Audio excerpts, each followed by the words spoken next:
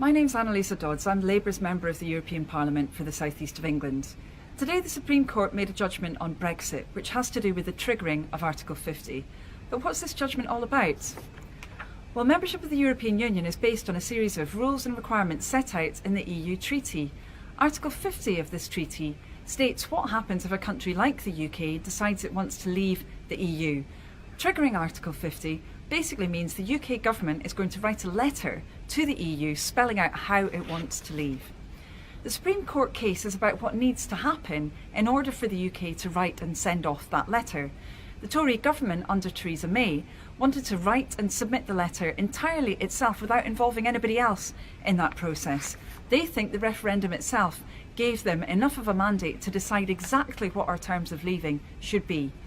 But a number of people, led by the campaigner Gina Miller, said that wasn't good enough. The process had to be more inclusive.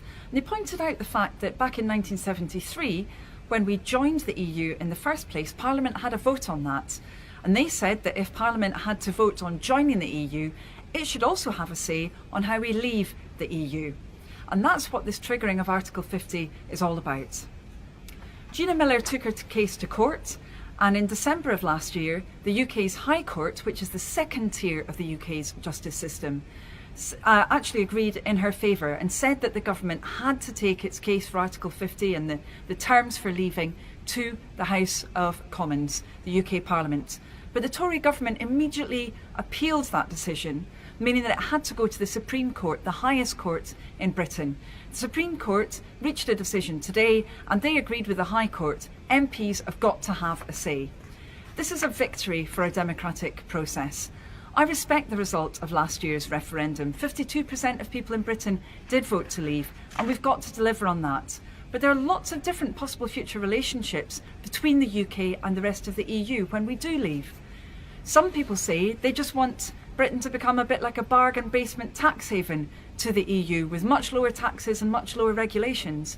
But others say instead we should have a mutually beneficial relationship, preserving our trading links, but at the same time having more decisions taken back here in the UK. In a speech last week, Theresa May seemed to suggest that actually both of those options were kept open, but the bargain basement tax haven option would be terrible for Britain and terrible for the rest of the EU as well.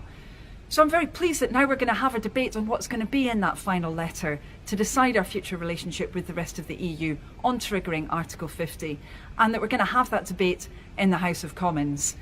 Now what we need to do is to make sure that debate includes people outside the House of Commons as well, that it includes not just politicians but society in general.